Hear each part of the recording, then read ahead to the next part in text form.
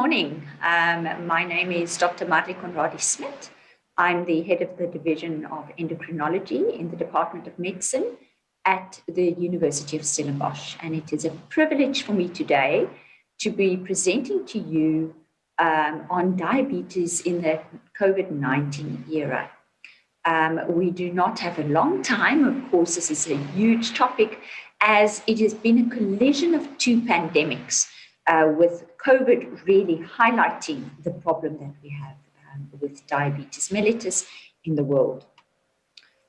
This is my disclaimer slide, as I will be touching on a few medications as well.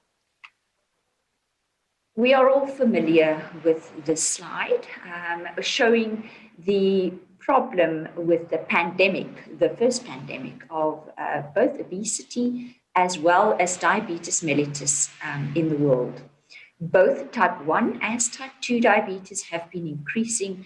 And as you can see, specifically for the projections for Africa, we are in an upward slope, hitting a projected amount of 34.2 million people in 2040. This has been an increase also in type 1 diabetes throughout the world, but my talk today will focus more on type 2 diabetes. Just to recap the classification of diabetes, and this is simplified, bearing in mind that we probably don't know a quarter of what we should about this disease, and that in the future, we're probably going to classify it according to beta cell function with measurements that we can do to decide what the function of the beta cell still is. But for now, we classify diabetes in type 1 diabetes, which is an autoimmune disease. Bearing in mind, this can also present for the first time in adulthood when we call it latent autoimmune diabetes of adulthood, or LADA. These patients are insulin dependent, not always immediately, but usually within the first 6 months.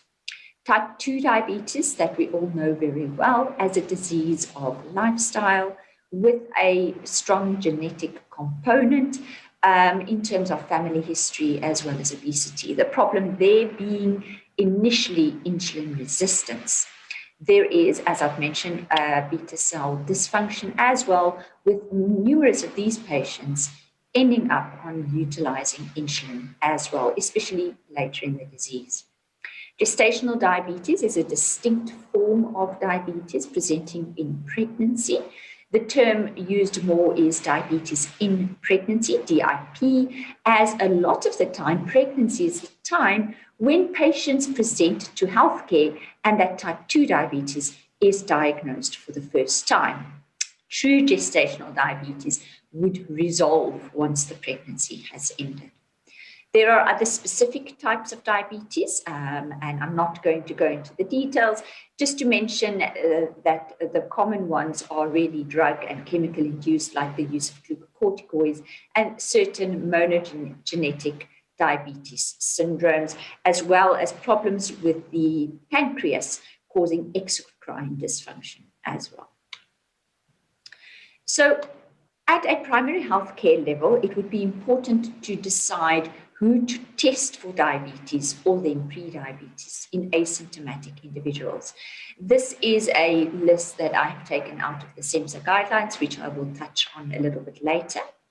We should consider testing for diabetes in adults with overweight or obesity, noting that it is slightly less the criteria in Asian populations, and if they have one or more of the following risk factors, and they are listed there.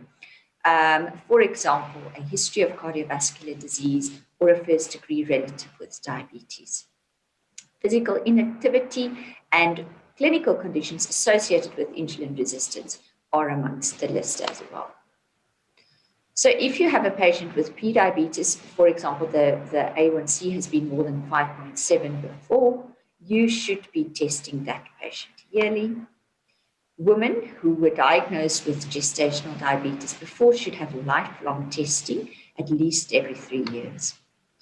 For all other patients, testing should begin at 45 years, i.e. if you do not have the above criteria. If the results are normal, testing should be repeated at a minimum of 3-year intervals, with consideration of more frequent testing depending on the initial results and the risk status.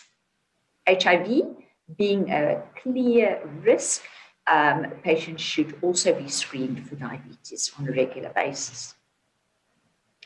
A huge problem in South Africa is the amount of undiagnosed patients living with diabetes that we have. Figures quote up to 50%. So if we can pick up patients quicker, get them to treatment and care, we should be slowly trying to address the first pandemic. There is no doubt that diabetes doubles your risk of vascular disease, and that the mortality associated, and this is specifically with type 2 diabetes, is much higher than patients not living with diabetes. These graphs are not new, but they demonstrate quite clearly the years of life lost in people living with diabetes compared to their non-diabetic peers, as well as the mortality risk associated with the patients that have diabetes. Vascular deaths as well as all-cause deaths are increased. It is clinically recognized that people living with diabetes are at increased risk of infections, with the reasons that are multifactorial and include the associated comorbidities and the complications of diabetes. In addition, hyperglycemia compromises the innate as well as the adaptive immune system, and it makes the first line of defense against infection inefficient. In diabetes and obesity, the innate and the adaptive immune response experience derangements due to chronic inflammation that is associated with obesity. And when infections and diabetes are superimposed, there are synergistic and antagonistic changes that lead to immune dysregulation and the inability to return to homeostasis. You note then that we see in patients living with diabetes an increased prevalence of infections, as well as usually a more complicated disease course.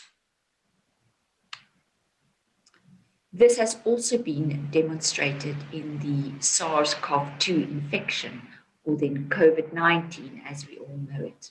However, if one looks at the risk of contracting COVID in people living with diabetes, the studies have not really been conclusive, and the prevalence seemed to reflect the background prevalence of diabetes mellitus. This is demonstrated here in data from 12 studies from China as well as from Italy.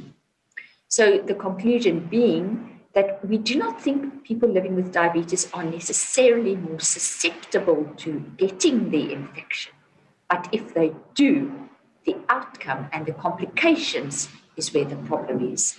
Therefore, we should be addressing both the diagnosis as well as the treatment of these patients. This is the outcomes demonstrated in patients with COVID-19 in the United States, which then demonstrates that if a patient has diabetes or uncontrolled hyperglycemia, they have a much worse outcome in terms of mortality than patients with no diabetes or uncontrolled hyperglycemia. In order to draw a finite conclusion on the susceptibility of COVID-19, we need pooled studies from various geographic locations with the accurate prevalence figures for diabetes that are required. The problem is, as I've mentioned, there's a very high burden of undiagnosed diabetes, especially in Africa, up to 60%, with inaccurate figures, and this is complicated by the lack of access to care. It does seem that if the diabetes is well controlled, there's no increased risk in susceptibility, and that's ultimately what we want to achieve. This is, however, still a bidirectional relationship between COVID-19 and diabetes, as demonstrated here. On the one hand, diabetes is associated with an increased risk of severe COVID-19, And on the other hand, new onset diabetes and severe metabolic complications of pre-existing diabetes, including diabetes ketoacidosis and hyperosmolality, for which exceptionally high doses of insulin are warranted, have been observed in patients with COVID-19. These manifestations of diabetes pose challenges in clinical management and suggest a complex pathophysiology of COVID-19 related diabetes. Severe acute respiratory syndrome, coronavirus 2 or SARS-CoV-2, is the virus that causes COVID-19. It actually binds to the ACE2 receptors, which are expressed in various key metabolic organs and tissues, including pancreatic beta cells and adipose tissue, as well as the small intestine and kidneys. So it's plausible that SARS-CoV-2 may cause pleiotropic alterations of glucose metabolism that could complicate the pathophysiology of pre-existing diabetes or even lead to new mechanisms of disease. This observation provides support for the hypothesis of a potential diabetogenic effect of COVID-19 beyond the well-recognized stress response that comes with a severe infection. However, whether the alterations of glucose metabolism occur with a sudden onset and severe COVID-19 persist or remit of when the infection is resolved is quite unclear. How frequent is this phenomenon of new onset diabetes, and is it a classic type 1 or a type 2 diabetes or a new type of diabetes? Do these patients remain at a high risk of diabetes or diabetic ketoacidosis? These all remain unanswered questions as we are charting the new waters in the COVID-19 pandemic. So what can we do? This is a graph that comes out of the American Diabetes Association Standards of Medical Care, and has indicated how we should be individualizing glycemic targets in a patient according to various factors. Some of these factors are potentially modifiable and some of them are not modifiable. As you can see, one can slide from very more stringent HbA1c control to less stringent HbA1c control, depending on whether these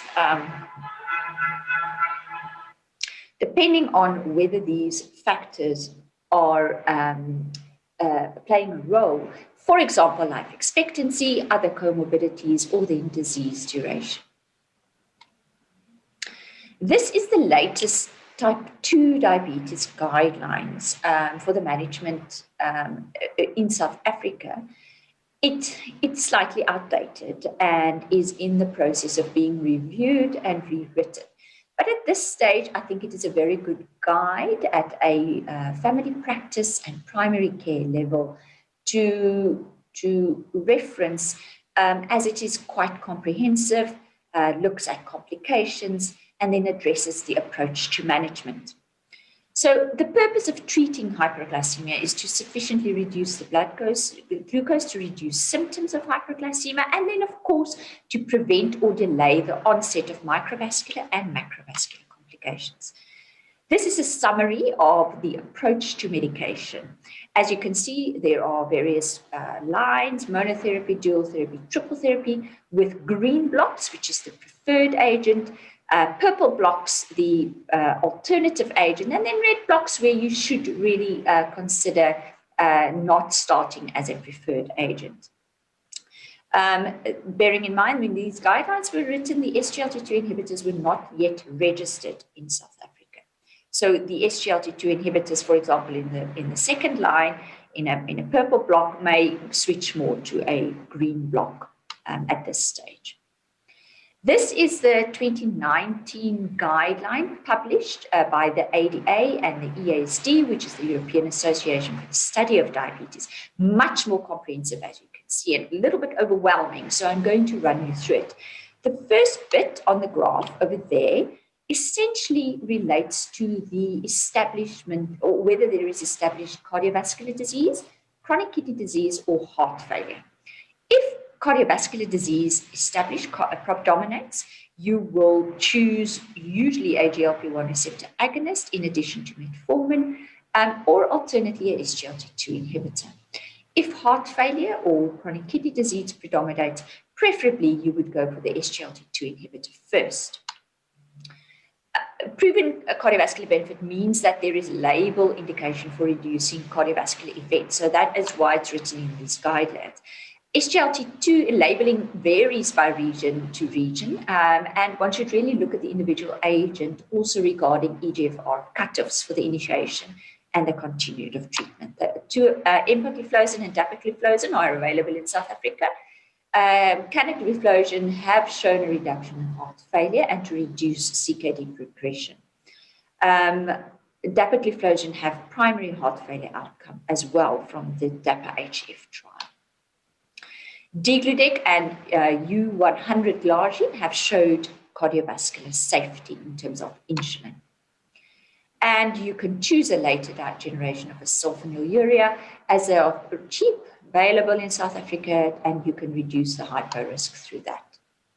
The second part of the guideline is really related to minimizing hypoglycemia, and the agents there has been indicated in terms of their risk of causing hypoglycemia.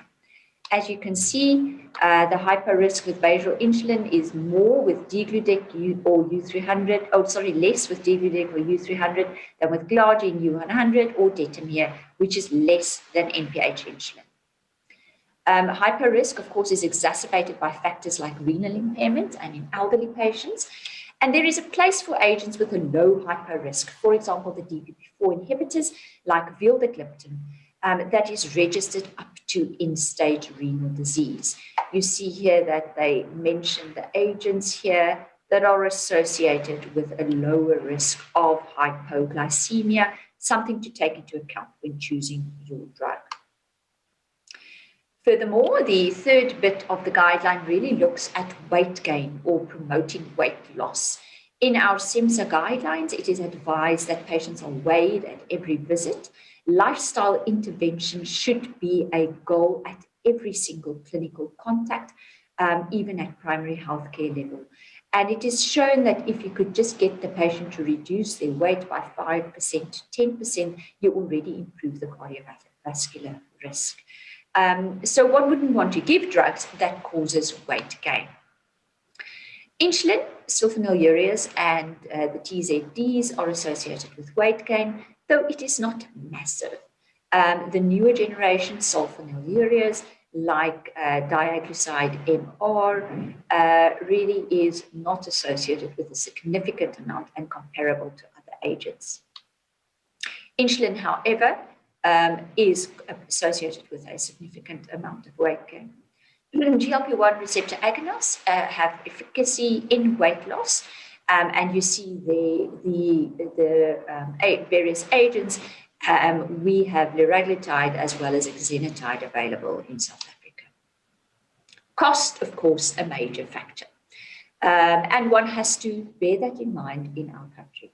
So in the state sector, you will have access to metformin, sulfonylurea, depending on where you're working, usually glimepiride or gliclazide, and then the next step would be insulin. Certain provinces with certain motivations do have access to the DPP-4 inhibitors or SGLT2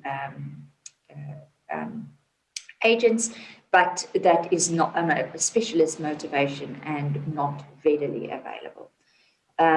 Sulfonylureas remain cheap, metformin remains very cheap, and they are not going to disappear out of our armamentarium of medication in South Africa soon. More recently, in April of this year, this guideline was published in the New England Journal of Medicine. It's very similar, where it demonstrates that if you have established cardiovascular disease, which agents you should be using. If you don't know established disease or established cardiovascular disease, or then established heart failure, as I've mentioned. So it's just a different way of demonstrating those ADA and EHD guidelines that I've gone through. Please remember that the management of the glucose is only one aspect. In patients with type 2 diabetes, comprehensive cardiovascular risk reduction is important. You have to look at the blood pressure and achieve blood pressure control. Lipid management, with these patients being at very high cardiovascular risk, and the South African or the lipid guidelines advocating an LDL of below 1.8, the European guidelines even lower. Antiplatelet agents, for example, aspirin, not for primary prevention, but you have to consider those. And then lifestyle. Smoking is the one factor that if you can address that, patients will reduce their risk vastly.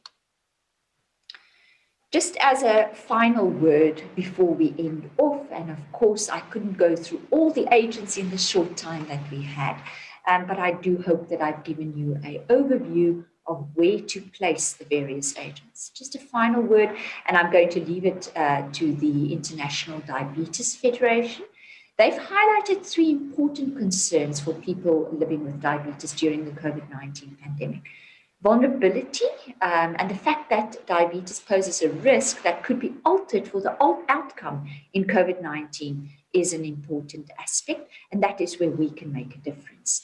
The first pandemic, diabetes mellitus, have been highlighted by COVID-19, and if we can protect the vulnerable, we could make a difference.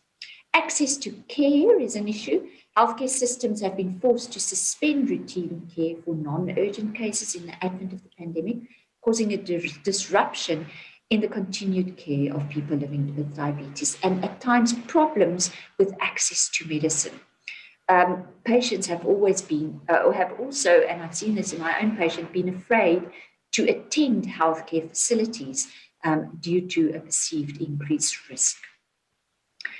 And then maintaining general well-being in the face of physical distancing and isolation, with the added burden of the economic impact of the pandemic, has had a negative impact on people living with diabetes already coping with a chronic illness with increased morbidity and mortality. The final word remained that COVID has cast a spotlight on the importance of adequate diabetes control in each patient, plus diagnosing diabetes in those that have been undiagnosed. Thank you for your attention, and I'll be willing to take questions.